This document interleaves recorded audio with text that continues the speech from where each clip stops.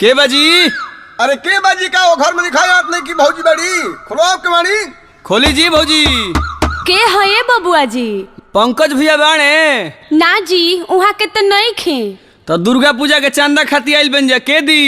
हमरा भी तो इहे 11 रुपया बा, ऐसे काम हो जाई त ले ही। ए अंतु भैया ही देखा ही भौजी 11 रुपये हुए देतरी। 11 रुपया? अब भैया के चोरावल का पैसा का होई? ए रोशन बाबा रसीद ले आई। ए अंतु भैया चलो भौजी भी जाएंगे। ए अंतु भैया भौजी से चंदा ले। अरे रसीदवा है ले आवा ना है ने मत कहां से बताओ। आओ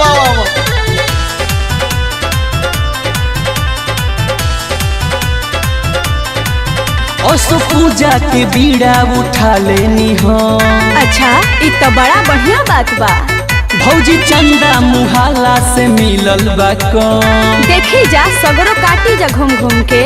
असो पूजा के बीड़ा उठा लेनी हम, बाकी चंदा मुहाला से मिलल बा कौन।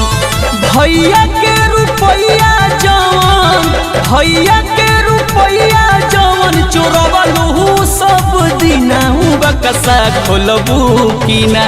मूर्ति आई कैसे पैसा बिना बकसा खोलबू की ना। मूर्ति आई कैसे पैसा बिना बकसा खोलबू की ना। सब दुआरिया पर घूमा लोग एक दुआरी पर घूमा। जा ना हो दुआरिया पर तू क्या करता रहेगा? ए जो हो जा। Dance studio Arrah. भैले रही जाई कामे न आई, का करब पैसा जुटाई हो।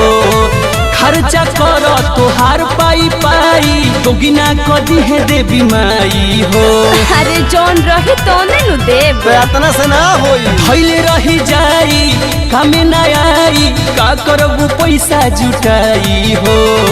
खर्चा कर तोहार पाई पाई, दोगिना कदी है देवी माई हो। लाखों के काम तू ता, लाखों के काम तू ता करेलू रोजीना।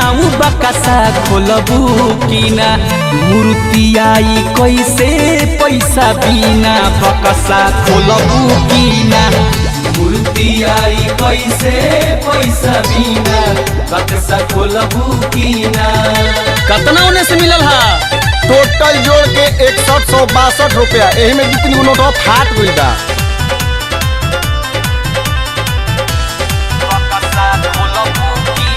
बुझ मजबूरी बाटे जरूरी, समझ कमिटी के हाल के। मुश्किल भइल बा खर्चो निकालल परसादी पंडाल के। ले ली और पैसा पंडाल पे भेजवा दे हम। बुझ मजबूरी बाटे जरूरी, समझ कमिटी के हाल के। मुश्किल भइल बा खर्चो निकालल परसादी पंडाल के। मांगो तारे दीपक गर्दा, मांगो तारे अंतु रोशन अपन खतिना। बकसा खोलबू की ना। मूर्ति आई कैसे पैसा बिना बकसा खोलबू की ना। मूर्ति आई कैसे पैसा बिना बकसा खोलबू की ना। मूर्ति आई कैसे पैसा बिना बकसा खोलबू की ना।